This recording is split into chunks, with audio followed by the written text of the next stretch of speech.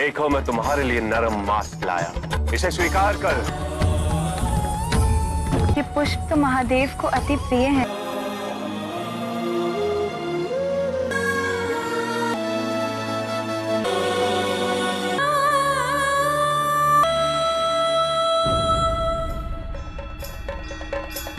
हर हर महादेव। इस शिवलिंग को यहाँ लाने के लिए धन्यवाद दे। अब हम इसकी पूजा आरंभ करेंगे।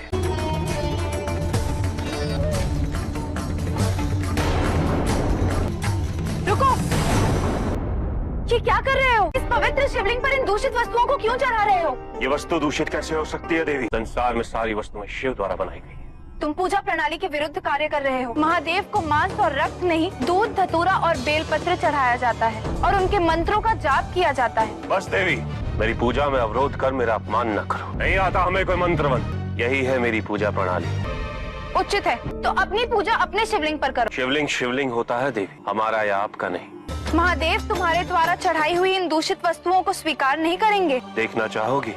सुना शिव, ये स्त्री कह रही है कि तुम मेरा दिया हुआ भोग स्वीकार नहीं करोगे। देखो मैं तुम्हारे लिए नरम मास्क लाया, इसे स्वीकार कर शिव।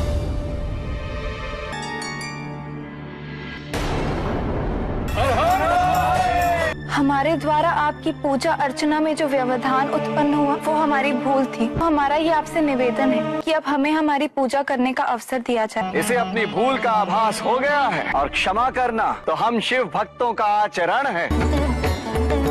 आओ देवी। जिस प्रकार आपने इनकी पूजा स्वीकार की, उसी प्रकार हमारी पूजा भी स्वीकार कीजिए महादेव।